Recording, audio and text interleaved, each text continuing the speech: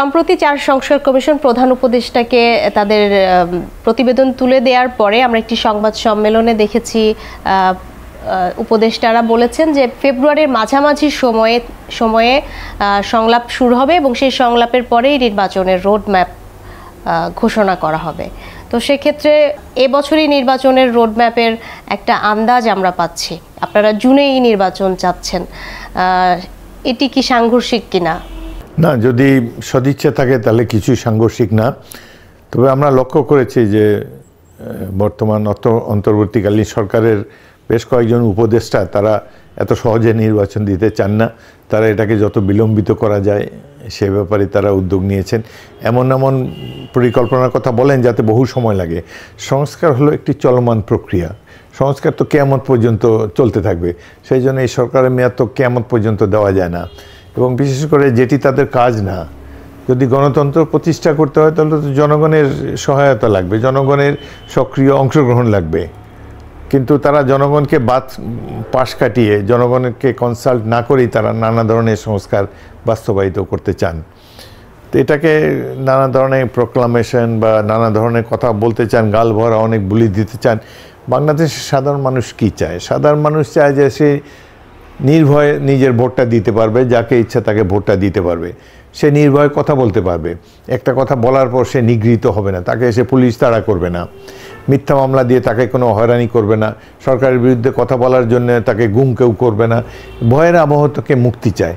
এইসব ব্যাপারে তো তাদের কোনো কথা নাই। তারা আছে কি প্রোক্লামেশন নিয়ে এবং নানা ধরনের, যেমনি নো ভোট পৃথিবীতে কোন দেশে আছে? একমাত্র স্ক্যান্ডিনেভিয়ান একটা দেশ, নরওয়ে বা ডেনমার্ক। পৃথিবীতে যদি 200 রাষ্ট্র থাকে তার মধ্যে 2টা রাষ্ট্র এই নো ভোট নাই। শুধু ক্রিটিসাইজ না করে আমরা চাই দেশের ভালো লোক, শিক্ষিত লোক এবং সমাজের কল্যাণ করতে পারে এমন সব ব্যক্তিরা রাজনীতিতে অংশগ্রহণ করা উচিত। তাহলে তো রাজনীতি ক্লিনজিং যেটা সম্ভবপর হবে। কেবল দূর থেকে সমালোচনা করে তো এই রাষ্ট্রের সংস্কার করা যাবে না।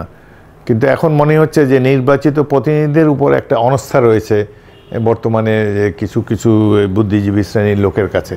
তো এটা দূর করতে হলে এক তো আইন কানুনের সংস্কার দরকার, যেটা আমরা ওয়েলকাম করি, দুর্নীতি দমন করতে হবে, আর নির্বাচনটিকে সুষ্ঠু করতে হবে। দুটা সুষ্ঠু নির্বাচন হলে সমাজে এইসব খারাপ লোকগুলা, সমাজ বিরোধী লোকগুলা প্রত্যাখ্যাত হয়ে যাবে জনগণ কর্তৃক। দেশের জনগণ ভোট দিতে জানে তো, কিন্তু তারা মনে করে দেশের জনগণ ভোট দিতে জানে না। ভোট দিতে বোধহয় PhD ডিগ্রি লাগবে, তাদের এইসব চিন্তাভাবনা আছে। উচ্চশিক্ষিত না হলে তারা সঠিকভাবে প্রার্থী বেছে নিতে পারবে না। আসলে নির্বাচনের প্রক্রিয়াটা কি চান? কোন প্রক্রিয়ায় নির্বাচন চান? বর্তমানে যে প্রক্রিয়া আছে এই প্রক্রিয়ায় নির্বাচন হবে।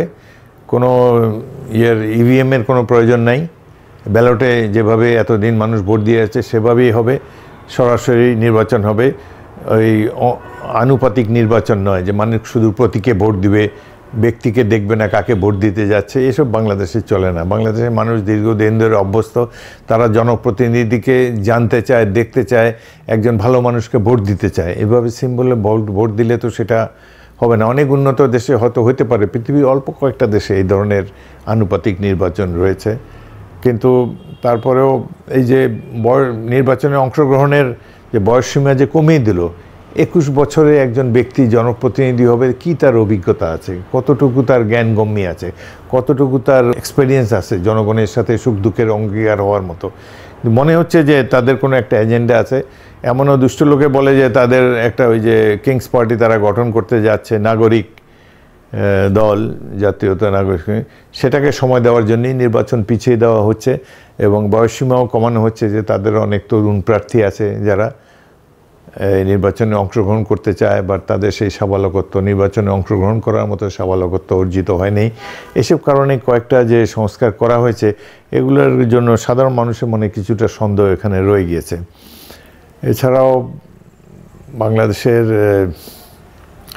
রাজনীতিতে জনগণের উপরে আস্থা রাখাই উচিত। এই নির্বাচন এবং তারপরের নির্বাচন, দুটি নির্বাচনে আমার মনে হয় যদি সুষ্ঠু নির্বাচন হয় তাহলে এই দুর্বৃত্তরা সমাজ দেহ থেকে অপসারিত হবে, দুর্নীতিবাজরাও চলে যাবে এবং এই ধরনের রাষ্ট্র লুণ্ঠন করে যারা বিদেশি ইউরোপ আমেরিকাতে নিজেদের ভাগ্য গড়েছে এদেরকে ফিরিয়ে এনে বিচার করতে হবে।